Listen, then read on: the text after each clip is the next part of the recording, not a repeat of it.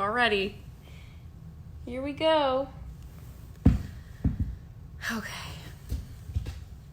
Hi. Just waiting for Asha. Milo, please be good during this.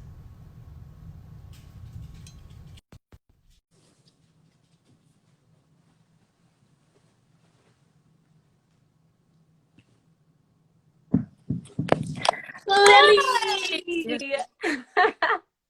Hi. How are you, beautiful? I'm so good. Let me put you in my AirPods. Please. I have this new thing where like my phone is on like a kind of like a tripod. We'll see Wait, how it say that again. goes. Sorry, it like cut out for a second. I Say that said again. I have this new thing where my phone's like on a tripod, so we'll see if it falls down in the middle of this. No, it's all good. Mine's like resting on my computer, so it's all good. What have you been doing? I am good.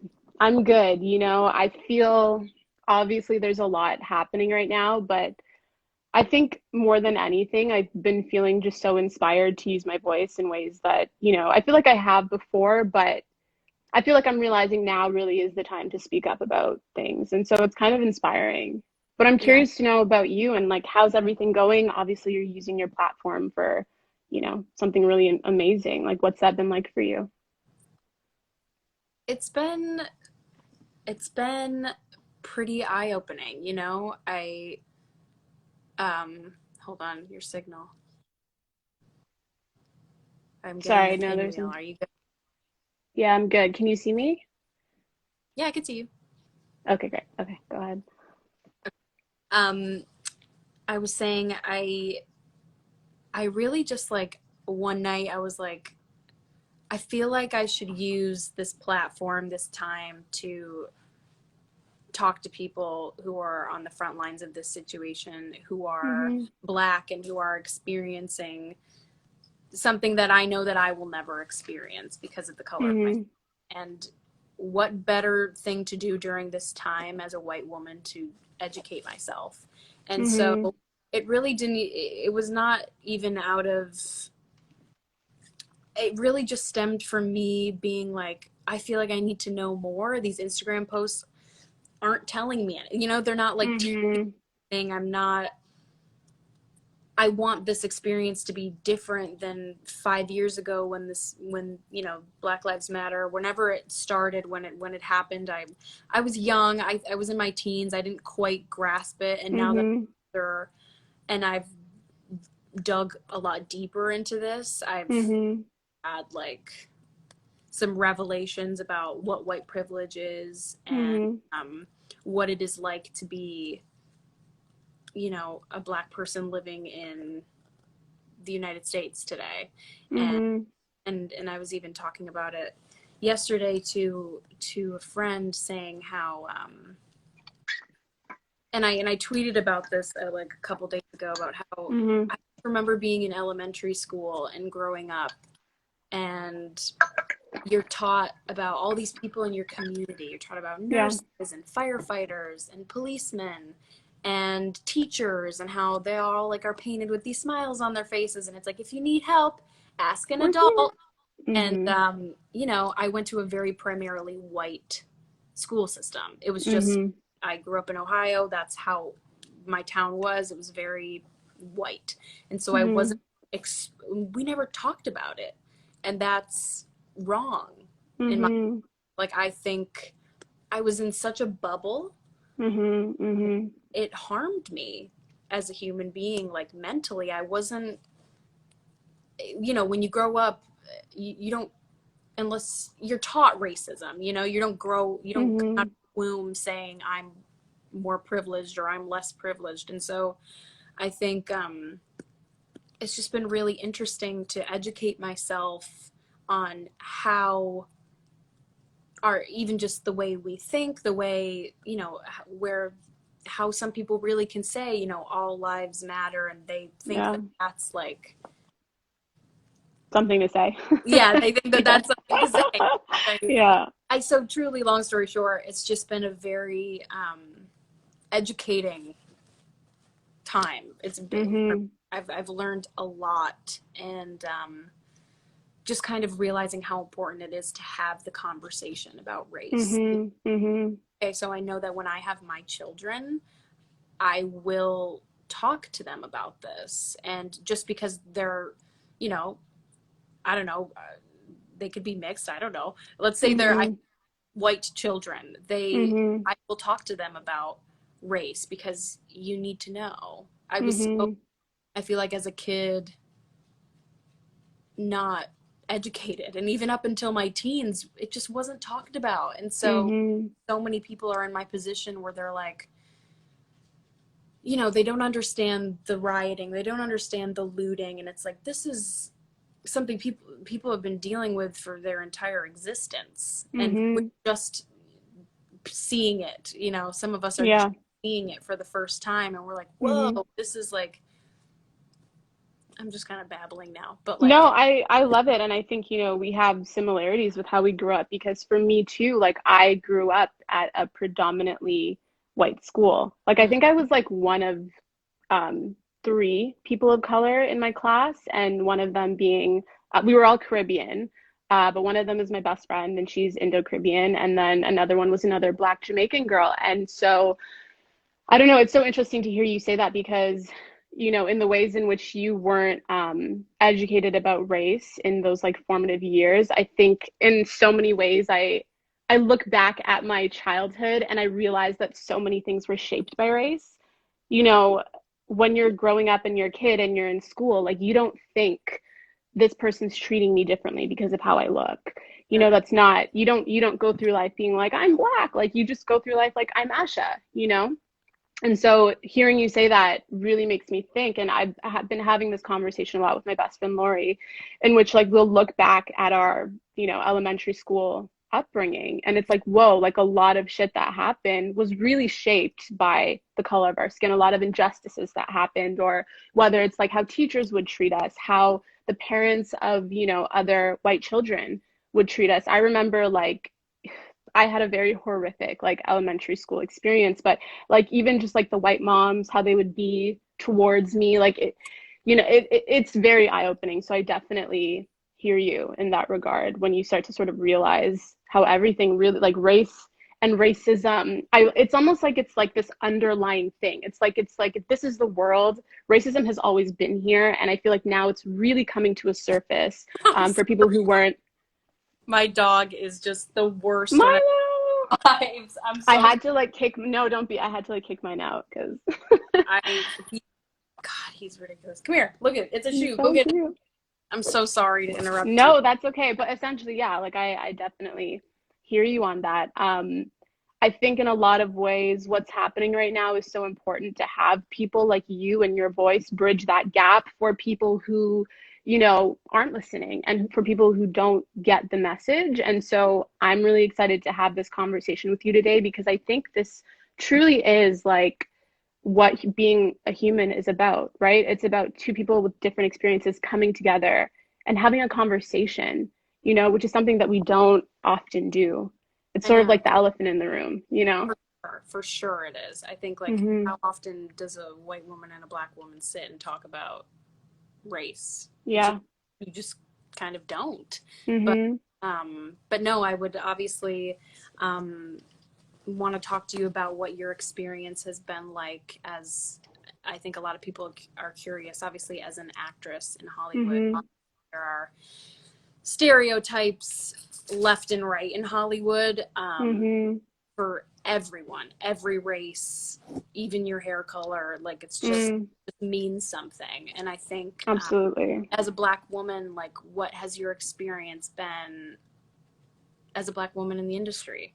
Yeah, well, I think first of all, it's a really loaded and I know. multi-layered question. Yeah. In light of the deaths of George Floyd, Breonna Taylor, Ahmaud Arbery, everything that's happening, I think you've been talking to so many incredible activists and influencers who are truly at the front lines of this Black Lives Matter movement. And when I was watching a lot of your interviews, I was thinking like, what is it that I want to contribute? And obviously for me, my specialty is acting. You know, I've been in this industry for 11 years, and I can see the direct connection between this idea of Black humanity and what is happening on screen, Mm. right? And so I really wanted to talk about today sort of that, sort of how, not sort of, I want to talk about today how Black humanity and Hollywood are interconnected, and how, you know, you talk about stereotypes. I want to talk about stereotypes. I want to talk about my frustration with tokenism, and just really how dangerous these ideas are, because you know, even what you were saying. So going back to what you were saying, being, you know, a white girl at a predominantly white school growing up, right?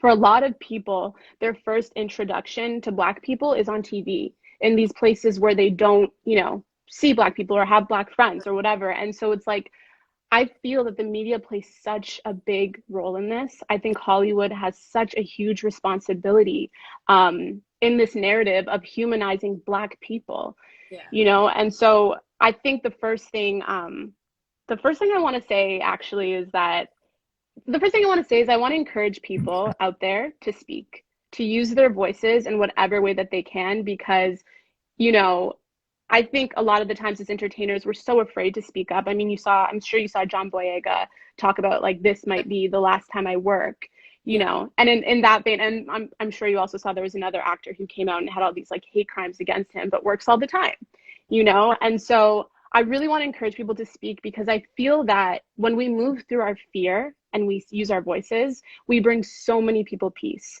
We bring so many people who are like us, who have had similar experiences, peace. And like, I think that's sort of the beauty of speaking your truth, is that it offers freedom. So that's the first thing I wanted to say. The second thing I wanted to say was, essentially, I want to today, my intention is to bring truth and light and to educate people on what is happening in Hollywood, so that, you know, we as creators can just work harder and create deeper into these narratives. Mm. Um, so the first thing to do, obviously, is identify the problem. And as you said, it's no secret that like stereotypes are huge in Hollywood. But I think the inherent danger of these things is that, like, as I was saying, a lot of people don't experience Black people in real life, right? And so they look to the media to inform them about like, who is a Black person, Sure. you know? And the images and messages that we always hear, it's that Black women are sassy, that we're angry, and that we're rude, and that Black men are aggressive, that they're, you know, something to be feared, or they're overly sexualized, and same thing with Black women. And so, you know, I think these narratives are so toxic and can be so damaging to not only just Black people, but to humanity as a whole, because when we reinforce these stereotypes, it inhibits our ability to see each other's humanity. Yeah. So when you see someone like George Floyd Mm. on the floor saying, I can't breathe, and you have a white officer on his neck, he can't see his humanity because he thinks that there's something about this guy that's so different. You know what I mean? He Yeah. can't see the similarities between the two of them. And I think that we do each other a grave injustice when we continue to perpetuate these toxic, limited ideas about what it means to be Black. You know, so speaking to my own experience, as I said, I've been acting for a really long time, and majority of the roles that I've played, Lily, have like literally been the Black best friend.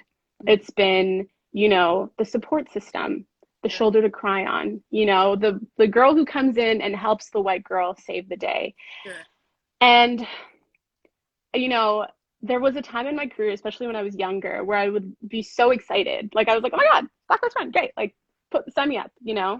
Mm. And I think that's something that a lot of people of color, minorities, marginalized groups struggle with a lot, because, you know, we're constantly faced with this idea of like participation versus perpetuating bias. You know, growing up, all I wanted to do was act and sing and like write. I wanted to use my voice to inspire the world. And so it's like you look at the opportunities that you're being given and you're really excited, right? You don't really, maybe you question it, but you're still just really excited to be a part of it. But I find that, you know, as I've gotten older and the more that I've worked, the more I'm just like, I'm not doing this shit anymore. Like I am so much more, and Black people are so much more than support systems. We're so much more than shoulders to cry on, you know? And I think it becomes toxic messaging when, you know, we are perpetuating this idea that there's any less validity to my own life than yours, that my sole purpose in this world is to support someone who looks like you, Right, right, you right. know? So I 100%. feel like I'm going on, but if there's anything you want to say, please, No, you're like, not. No, that completely makes sense. And I think yeah, it's like people justify in Hollywood. Okay, if we're gonna have, it's okay. So this is like casting a movie 101. Okay, you're gonna yeah, have a white lead. That means we need a black best friend. We need to even mm-hmm, out the score, and yeah, it's like that's just how people think. And I think, yeah, uh, I mean, I guess in your opinion, because okay, so let's say obviously I'm a white woman. So the next movie that I do, let's say I'm the lead, I'm a white woman. mm-hmm, What is your like, I guess what would you say to someone like me who's working on producing films and yeah, so like as a white woman, like what can I do to make sure that I'm not just having like a black best friend character? absolutely, Like what can I do? Obviously the most obvious to me is being like, you're not just having that character there for racial diversity and to just support mm-hmm, the other character, but to give them an actual like story and yeah, a character and a life, and not stereotyping them as like the sassy black best friend. Like mm-hmm, that's I think the most obvious step. But like mm-hmm, how do you look at that situation? Like let's say for me as a producer or as like someone who's looking at casting a film, mm-hmm. kind of what's your opinion on that? Yeah, I mean, I think that's such a great question. I think that obviously I don't have all the answers for something like that. I want to first say that because I may feel this way, but other actors may feel differently, you know? Um, I personally believe that the first step is to humanize us. We constantly are seeing Black people included, at the expense of X. And that is something that, as a Black actress, I've had to deal with all the time. It's like, okay, well, I'm going to be included at the expense of X. I'm going to be included at the expense of my voice has to sound like this. My narrative has to sound like this. Or how about this? Like, we'll include you, but like, we're going to silence you. But you'll be there, but you have to sound like this. And I think, we as creators have a responsibility to young people. Like, what are we telling young people? Like, you can be included, but only if your voice is like, sounds like this and you can do a bit of this, It's so one dimensional and it's so limited. And it's like, Black people are so much more. And so to answer your question, I think that the most important part is to ensure that the characters that you're creating are living, breathing beings, Yeah, that there's no difference between, you and the best friend, that, yeah, if you're yeah, that she, white or black or Asian. absolutely, absolutely. And that she's just on her journey, as much as you are, because obviously I get it, like you need supporting characters, but, I think something that we so often see is this idea that like, your voice has to sound a certain way as a Black girl. And can I tell you, Lily, like for me, that has been the hardest battle that I've had in this industry. And it like makes me emotional because it's like my voice has never sounded like that. I've never been the like sassy girl, who's angry. I'm so full of joy. That's like I want to bring love and light to the world. And I know that so many other Black creators feel the same way. We feel human. We feel like we laugh and we cry and we have mothers and sisters and fathers and stories. It's so interesting even thinking about like coming of age stories when I think of some of my favorite. Like there aren't any really about a young Black girl coming into her own that tells a story that is about more than just her Blackness, that tells a story about her humanity. Yeah, And I just think it's so important as creators, especially. I think we have a responsibility to see ourselves in each other. We can't afford to leave each other behind and continue telling one-dimensional stories because, again, with George Floyd, Breonna Taylor, Trayvon Martin, Tamir Rice, we see that it bleeds over into real life when you can't empathize or humanize the person next to you. yeah. It's such an interesting point that you made about my dog's chewing a plastic bag. About your voice, because that's Yeah. something that I've never even stopped, like I wouldn't even think that that's something that was like expected of you. Mm. to have Like in to, terms of like the sassy yeah, narrative, like yeah, think like, oh, I want Asha to play this role, but she needs to like change her voice a little bit, make it a little bit more, I don't know. yeah, And it's yeah. like, I've never, that's so interesting because I've never, Mm-hmm. obviously not in your, I'm not in your position. I've never been asked to do that or experience. Yeah, So that's such a, it's constant. I'll yeah, be turning down auditions like, no, no, no, because it's just not. There comes a point for me as an actress where it's more dangerous to continue to perpetuate these ideas than to not see myself at all. It's like I know so many Black people just want to be heard. We just want a voice. We just want to live. We just want to like explore our feelings. Like I am the most emotional person, but I don't get scripts that ever even show that emotionality because the idea is that like Black women don't have these emotions. We're strong, we're tough, we're angry, we're sassy. And it's like when you don't identify as this narrative, it can be so crippling. It honestly can feel like you're suffocating sometimes because it's like, you know, people constantly trying to put you into this box, like what that does to your soul, for like tender, soft Black boys who want to get into the arts, but have to, in order to be included, be this macho, aggressive thing, like they have to do that in order to book the role. And it's not to say that, there aren't layers to people, but it's to say that like the industry cannot continue to perpetuate this one idea. yeah. I also, sorry, go ahead. No, I'm just agreeing with you.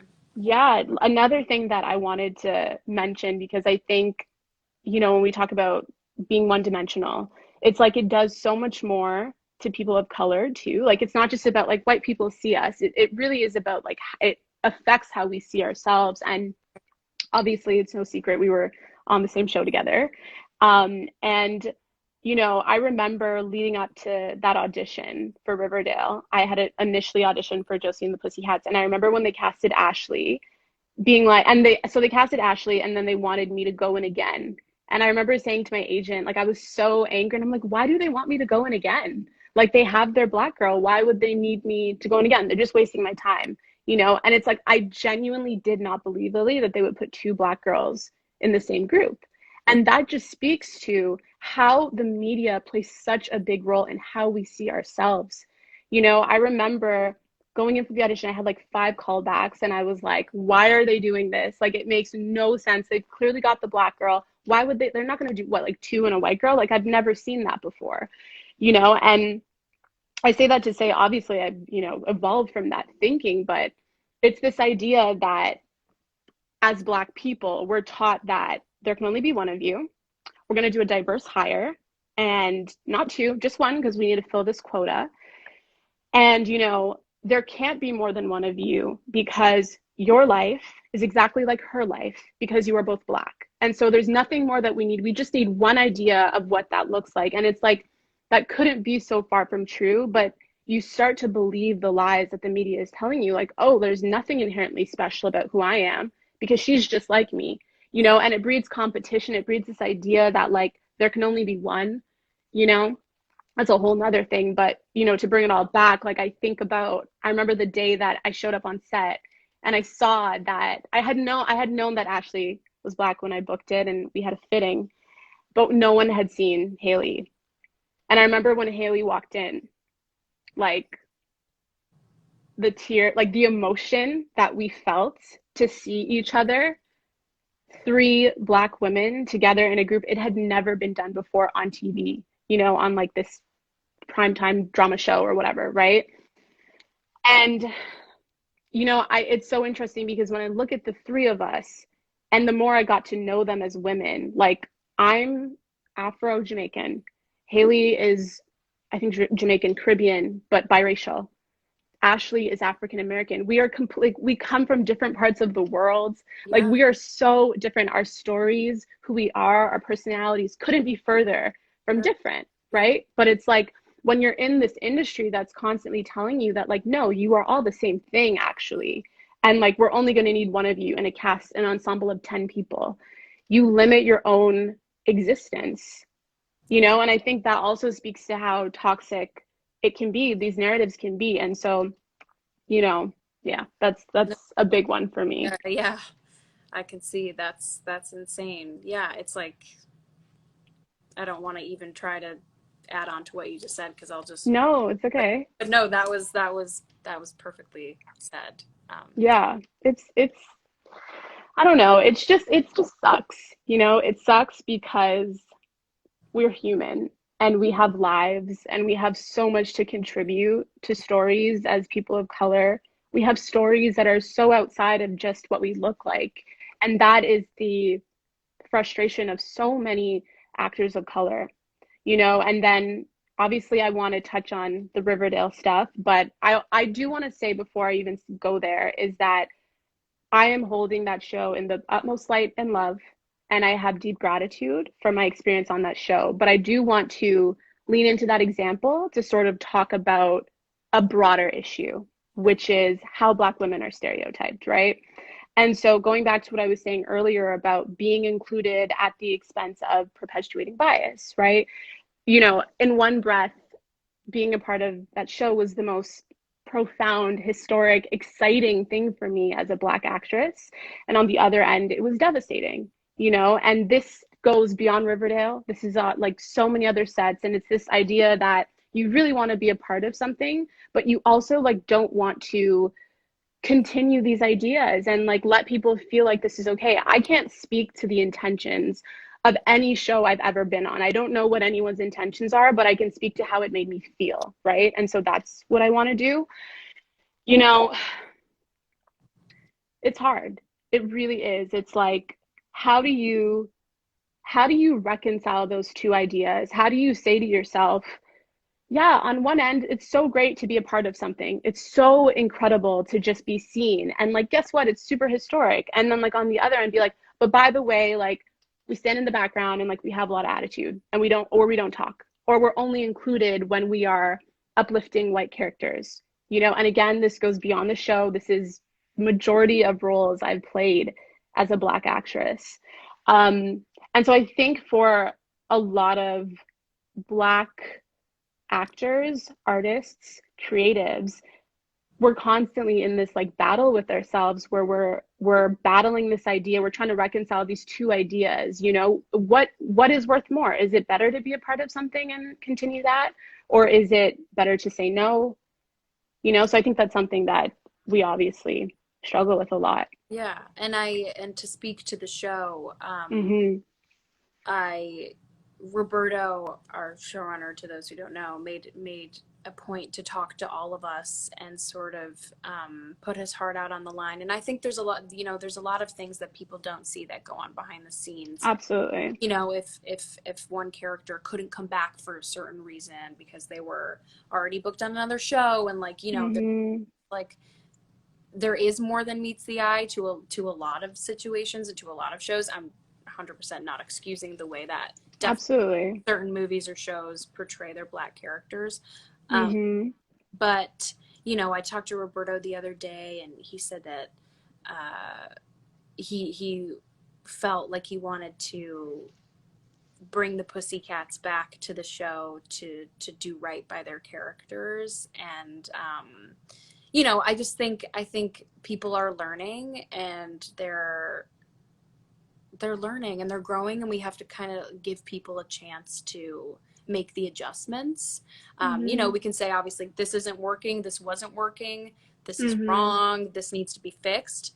And now it's like, okay, let's give people a chance to learn and make those moves. Hmm. Um, Absolutely. so I think, Roberto prides himself on he wants Riverdale to be spearheading a movement of a television show that takes what's happening in the world right now and actually does something about it. Hmm. Um, Hmm. so I'm really proud of him for that, and I think I just wanted to say that, but Yeah, and I want to be clear, like and that, my intention is never to paint it in any other light. I think the truth is that what I was trying to get at is that it's so much bigger than Riverdale. It's a bigger conversation about how we are humanizing Black people on screen in all capacities. sure, It's a larger issue within Hollywood. And I think like what I was trying to say is that as Black women, because obviously I'm one, so I can speak to that, is that,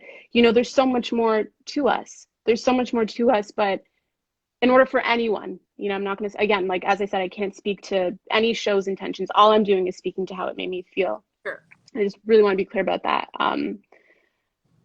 We are human, and in order for the stories to reflect that, I feel like people have to first humanize us and see past our skin color and see that we can have storylines that are happening in our lives that go beyond just what we look like. Yeah. You know, when we say that like Black Lives Matter, it's not that like Black Lives Matter and it's this completely different thing. It's that Black lives are the exact same. It's the same thing. Yeah. And the fabric of the existence that is running through me, the spirit that is running through me, this energy of love and light, it runs through you too. Yeah. You know, and I think like that truly is what I'm trying to say, is that, you know, trying to reconcile these ideas when you know it's not the truth of who you are, but also, you know, for creators to dig deeper into our stories and to know that we are the same thing. And I think that that goes way beyond just being Black. I think that goes for all marginalized communities, you know, all people who have faced injustices,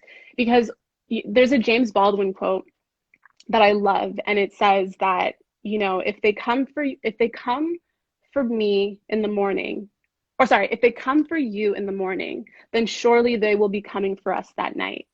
And throughout this entire, you know, awakening that it seems that the planet is having right now, I've been really thinking about that idea, and how when someone comes for me, when someone comes for Black people, there's nothing that, no one is exempt from injustice, right? And so it's this idea that like, if they take us, like, there will come a time when they will take you too. And it's this idea that we as a community, as a global community, have to come together and understand that we are the same thing, because no one is exempt from feeling pain. No one is exempt from feeling, you know, not included or limited or any of that stuff, you know?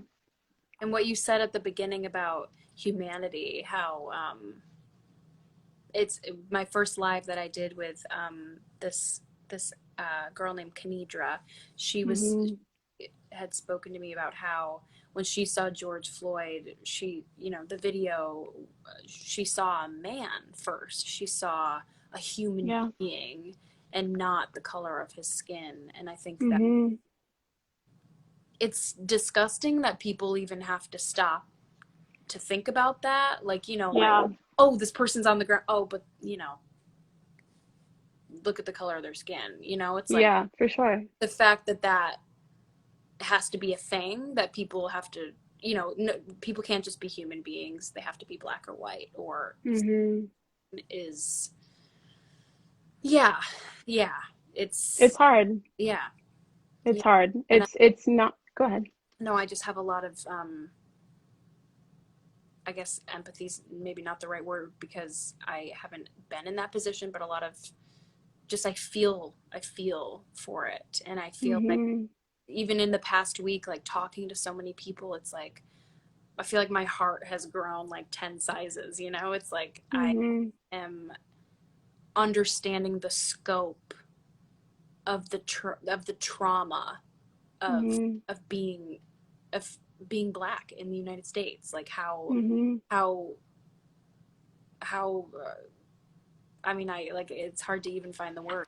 Just like, I don't think people like me can ever really understand unless you stop to talk to people about it. Someone like you, someone like Kanidra, someone like Monique, someone like Emmanuel, all the people that I've had the absolute pleasure of talking to the past week. Like, it's just hearing a human experience. Yeah.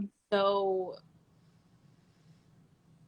I mean, you shouldn't have to talk to a Black person to know that they're like a human being and have a soul and are just like you. Like, clearly I understood that before, but like, for people who are watching the conversations that I'm having, to be like, you know, wow, I see. It's like, good job, you know? It's, but a lot of people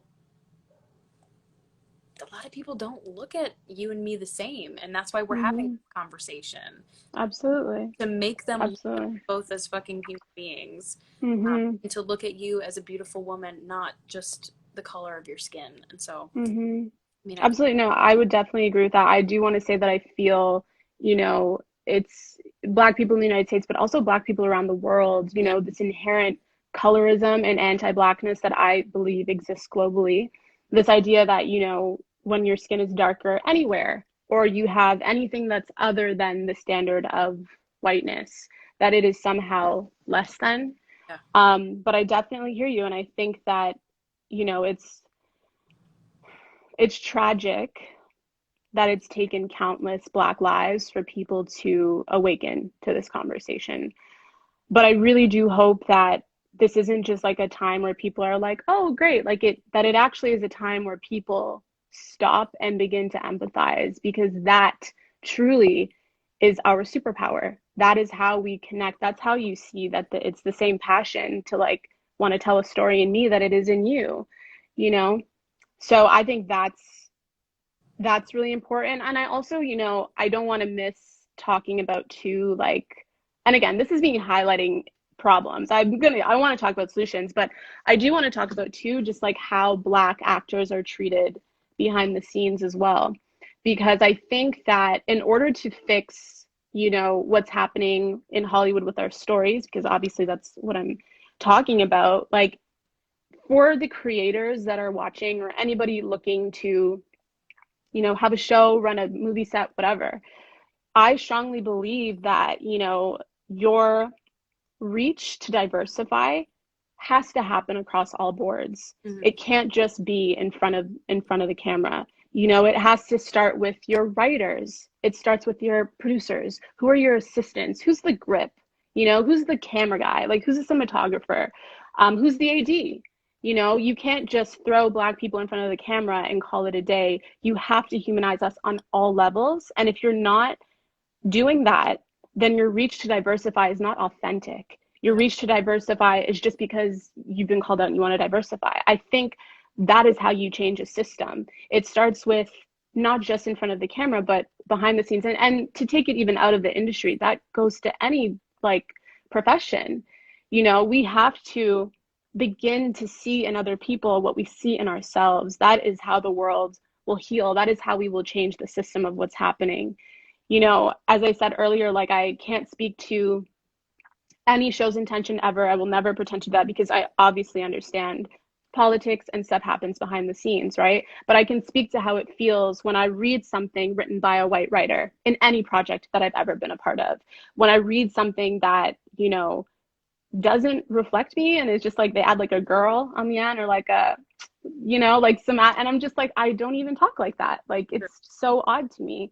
And so that's why I say it's so important to reflect Black voices, all marginalized voices in all aspects of the workplace, because, you know, and it's not enough to like have one either, because as I was explaining to you, like Black voices are so diverse. Yeah. You know, like I have a completely different life experience than like the Black girl who lives down the street from me. Yeah. So I think that it has to happen on all fronts, especially when you look at like, you know, from an actress's point of view, what's happening in like the hair and makeup trailers. I know you and I had briefly spoken about that. I don't know if you want to share what you had told me or like. Well, yeah. So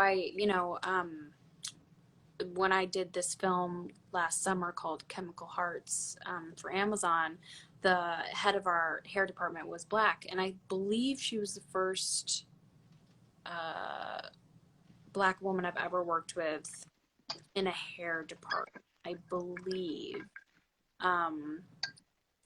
there was a Black woman who worked for the hair department of Hustlers as well. But you know, the importance of we have like an amazing actress on our in the movie Chemical Hearts, and I didn't, you know, it's something that you don't even stop to think about as a white woman, but like, oh yeah, like, you know, I remember on previous things that I've done seeing Black actresses have to do their own hair and thinking like, oh, why can't someone just do their hair? Like, I don't get it. But, you know, Yeah. obviously it runs much deeper than that. And I found it really beautiful that my movie had hired a beautiful Black woman to do hair for our movie. And, you know, we had people from a bunch of different backgrounds on the movie. And it just felt like it felt good. It was like, oh, this is like a woman that these actors can feel like they can go to and talk to and like talk about their hair and be like, yeah, let's do this. Like it's like part of Yeah, the culture, and it was just very yeah, it was, her name was Isata. She was great. that's a beautiful name. So go for it. Go for your experience. Yeah, I mean, like, where do I start, right? Like, it's so much more than just hair and makeup. It's so easy to trivialize the conversation and see it as something so basic. I can't tell you, like, I have been on over 20 sets. I've maybe had two black, um, one woman, one male style my hair. I've had two experiences where I didn't feel the crippling feeling of anxiety the night before you Walking. have to show up on set. Yeah. And that is something that I know across the board, people of color, especially Black people, can relate to. It's this feeling that, like, tomorrow I'm going to have to go in. I'm showing up to do something I love, but I know I'm going to be fighting with some white woman over my humanity, over some makeup, you know, trying to explain to her that, hey, like, that actually doesn't work for my hair, or hey, like, that shade actually doesn't work for my skin. And having to do it in a way where you don't offend them, because then you become the problem, and then you become the diva, the angry Black girl, right? And it's like this sick dance. Like, it's like, you know, as a Black actress, it's probably one of the hardest parts, especially when you're a part of like a predominantly white set. Just showing up and knowing that it's going to be a fight. And granted, you do have some hair people who are like, you know, I don't know what I'm doing, I'm just going to be honest. But, and that's nice. But I will say that that shouldn't be the case. Right. You know, if you're going to be a hairdresser or a makeup artist on a set for TV and film, you should know how to do all hair and makeup. Yeah. You know, and it's this idea that, going back to how Black people are constantly made to feel like the exception, not the rule. It's like, well, we can do everybody else's, but like, we can't do yours. Yeah. You know, and automatically you feel othered, automatically you feel different, automatically you feel, is there something wrong with me? You know, and it's not fair. I've learned so much. Ashley is one of the biggest people that I've learned stuff from when it comes to how to navigate within those rooms. You know, she really taught me that I don't deserve to be traumatized when I show up on set, on any set, that I actually can come to set with agency and advocate for myself and say, hey, like, I have 30 minutes until I have to be on set. And like, it's not my job to teach you right now. And if you're truly interested in learning, you'll take time off of set to learn because you're a hairdresser, but it's not my job to be a science experiment. Sure. You know, and that's something that I feel so passionate about, because I have, you know, I know Black actresses who are coming up now that have come to me in tears on, you know, sets that I've been on and been like, hey, like, I look crazy and like I have to go on camera looking this way. And I was so excited to do this role, but like, I don't feel confident now because like I'm wearing a shade that's like, you know, 10 times lighter than my skin, and like lipstick that doesn't go with my complexion, and my hair is a mess, you know? And so I want to stress two things, that like, that should not be the case. That, you know, when we're hiring, and even for you, you know, going into producing, like when we're hiring people, they should be versed in all hair types, Yeah. in all skin tones, so that people don't feel othered, and not just asking the person like, can you do it? Because 9 times out of 10, they're going to say yes. Sure. Asking to see their work, you know? Yeah, and then also I think it's just so important for Black people, Black women, especially going into those trailers, anyone who's looking to get into the industry, to not be afraid to show up and feel empowered and be like, hey, like, not right now. I'm not going to be your science experiment. I don't deserve to feel that way, you know, and to feel empowered, to know that you can use your voice. I think more than anything, that has just been what I've always stood for, that like, it's so important to use your voice, and that like, your voice is important, you know? Yeah. Of course it is. Yeah. Yeah. It's sad that you had to learn that, you know, because you were taught otherwise. Absolutely. Yeah. That's Yeah. I've literally like showed up on sets, Lily. Like, I did a movie when I was like 18, and I had this lady literally like look me in my eyes and be like, I don't do colored skin. And like, what do I say? I want to keep my job, you know? And it's like, you leave and you're in tears. And I went to my trailer. I've cried countless times on set, just being, just feeling dehumanized. It's like, it's not about makeup and it's not about hair. It's a bigger conversation about how do we begin to see each other's humanity and let each other know, like, hey, like I'm learning, or hey, like I recognize your humanity, or hey, I want to learn. I'll do it on my own time. I don't know what I'm doing, but like I do want to learn and I'm sorry that I don't know. Yeah, yeah. Like those are the conversations that I think that need to be happening. They need to be happening, but it starts with putting our pride aside, putting Yeah. our egos aside, He's taking responsibility and saying, like, oh, this is something I need to work on. This is something I need to learn. I think Mm-hmm. that's something that people are afraid to do today. Absolutely.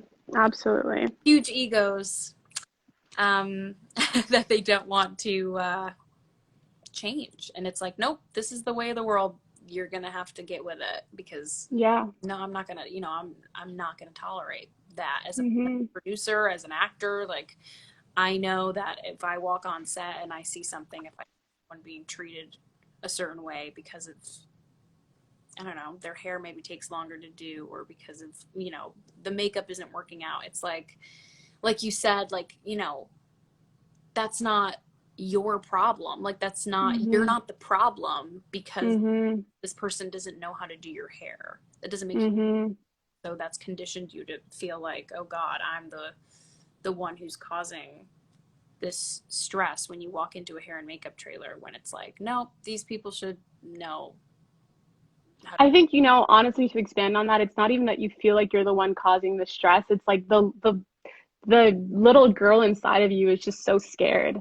Like, I don't want to go into a trailer and fight with someone over like my hair. I Yeah. want a smooth experience just like anybody else. And it's like, unfortunately, we do have to take that tough role and assert ourselves, because if not, we're trampled over and our voices are lost, and we are left to accept the scraps that we're sort of been given. But I do want to be clear that it a lot of the time, like, it doesn't come from a place of like anger.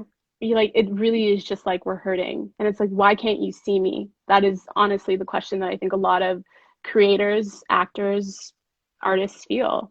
But piggybacking off of that, I am also huge on self-empowerment. And I believe that whether this moment is like lasting change or not, I think it's so important that we, as Black people and any other minority, any other person of color, we begin to see ourselves. Because, before anyone sees us, we have to first see ourselves. We have to know that we deserve to have a voice, that our voice is just as valid, that we are just as special and interesting and incredible and a part of this universal, existence, this beautiful thing called life. And I think that really, for me, begins with telling your own story, Yeah. like telling our stories. I think it's so important. As much as I'm like, obviously here to shed light on the injustices that happen in Hollywood, I'm also like, if it wasn't for that, I wouldn't have written my book. So I wrote a book called Hurricane Summer, and it's largely autobiographical, but it's fiction, and it's a coming of age story about a girl who goes to Jamaica. Um, and it's about so many things: classism, colorism, heartbreak, young love, loss, you know, coming into your womanhood, your sexuality, the father-daughter relationship, and how that impacts our relationships with men, especially as young women. Yeah. And it's about everything other than just like, hey, I'm Asha and I'm Black, and that's all I bring to the table. It's Yeah. Of actually a story about a girl becoming a woman. course. And it's about more than her Blackness. And not even more than her Blackness, it highlights the beauty of her Blackness. And anyway, so I say all that to say, I'm really excited for that. It's coming out next year in 2021 in the Yeah. spring. I was gonna But ask when it comes out. yeah, so 2021, we're publishing buddies. You know that, but they Yes. don't. So coming out in 2021 through Wednesday Books and St. Martin's Press, Macmillan. I'm super excited, but I say all that to say that I want to empower people to know that like they can tell their own stories and you don't have to wait to be included, that you actually can be, advocating for your own life and creating the story of your own life, and to know that, the things that we see, I think, as people of color, especially, first generation kids, these trivial experiences that we see, these are our stories that we, what we go through when we're younger. I encourage everybody watching right now to tell your story And I think now more than ever, we need diverse voices. We need these stories, and that there's value in these stories. And so, I think beyond anything else, because white people may see us and they may never. And that's okay, because if we see ourselves first, that is really all that matters. And if we see that we can create the table, Yeah, for sure. I love that. So passionate about that. No, I can tell. I can tell. It's Yeah. it's coming from your heart, and it just makes sense. It just makes perfect sense. Everything you're feeling is so validated or so valid, and that as a community of people in film, people in the arts can take it upon them to just be better. To just be better, Yeah. Let's do right by you and by other Black actresses who don't see themselves. Absolutely. Let's just be better. And I vow, as a producer now, because that's something that I've been doing. I think it's this movement, which has been going on for so long, but now I think it's like, now that I'm old enough to actually grasp it, understand, digest it, learn from it, grow from it, I'm like, I'm so on board with telling your story, and whoever wants to tell their story, it's like, it doesn't have to be a story about a Black girl. It can just be a story about a girl. Like, there's humanity in all of it and in all of us. It doesn't have to have a fucking Black girl label on it. Like, it's just, we're just girls. Literally. And I think that's so important. Like, I would, Yep. Yeah. I think that, you're so right. And it speaks to like the dangers of like when you do things, and not you, but the industry does things, and it's like, it's a Black project, it's a Black movie. It's like, no, like, stop othering us. Our stories are rich and beautiful and lush, and there's more to us, and I think Maya Angelou, this is one of my favorite quotes because it always inspires me to like write when I don't want to. But Maya Angelou said that there's no greater agony than an untold story inside of you. And I say that in two different ways. I want people to know that Black people, marginalized people, Black people want to use our voices. We just want to speak. We just want to exist the same way George Floyd wanted to live, Breonna Taylor wanted to live. I was watching the memorial for George Floyd where Reverend Al Sharpton spoke about, what Black people feel in the Western world. Yeah. And it's this idea that we all feel like we have this knee on our neck, like we literally can't breathe, like we just want to speak, we want to exist in all the ways that means, And I think about that a lot, because it's like, we're not asking for anything unique except the ability to speak and to exist and to use our voices. And so I say that in that aspect, but I also say it in the sense, again, to people watching and to young girls, Black, brown, white, whatever, to tell their stories, because their voices matter, that they are powerful, that they have so much to contribute. I remember being a kid and always just wanting to be in this industry because, as I said, I'm like so emotional, a little Scorpio, just wanting to like tell my emotions to the world. Yeah. And I want those little girls, those little boys, non-gender conforming, whoever, to know that there's so much value in who they are, and that there's nothing that they lack, that they matter, that they can show up to the table. I want them to know they can come as they are. They can come as they are, and they can speak, and that their stories are so, so valuable. And not just because it's like diverse, but that it truly does bring value to the table. And, I think we have a responsibility as a global community, as I said, to just start to see each other more, to humanize each other more, and to find our power, to use our power. And, I encourage as well white allies who are watching, people who do want to be a part of this whole movement, to know that it's about more than even just amplifying voices. It truly is like what we do in our waking lives. If you are in the workplace, speak up when you see injustice.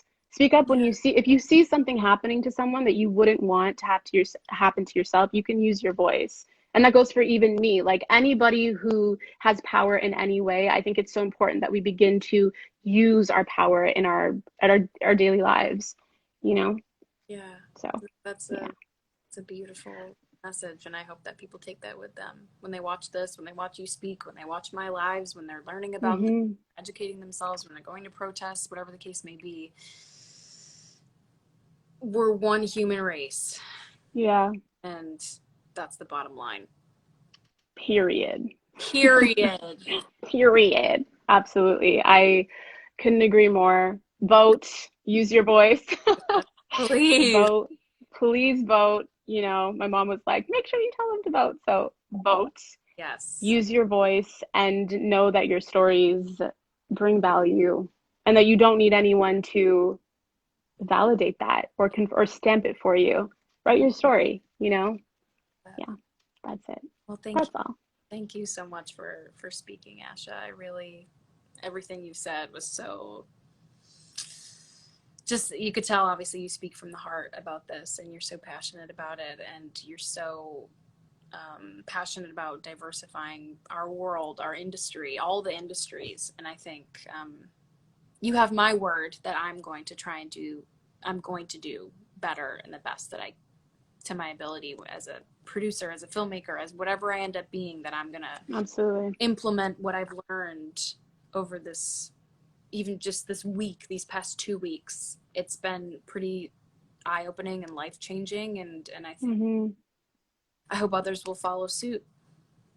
I absolutely agree. And thank you for having me. I think this is so wonderful. And, I'm excited to see what other voices you amplify in the next few weeks. And, I really strongly believe that this is how change happens, right? It's having these uncomfortable conversations and these honest conversations. And so just thank you for showing up to have the conversation because not a lot of people do. And so I'm proud of both of us for Yes, I'm speaking. very proud of you Yeah. all. Thank you, Asha. Thanks, Lily. Um, Awesome. Yay. Stay well, stay safe, stay well. I guess that's Stay well, stay safe, and Black Lives Matter. and vote. Exactly. And vote. Have a good Bye, Lily. bye. You too. Bye.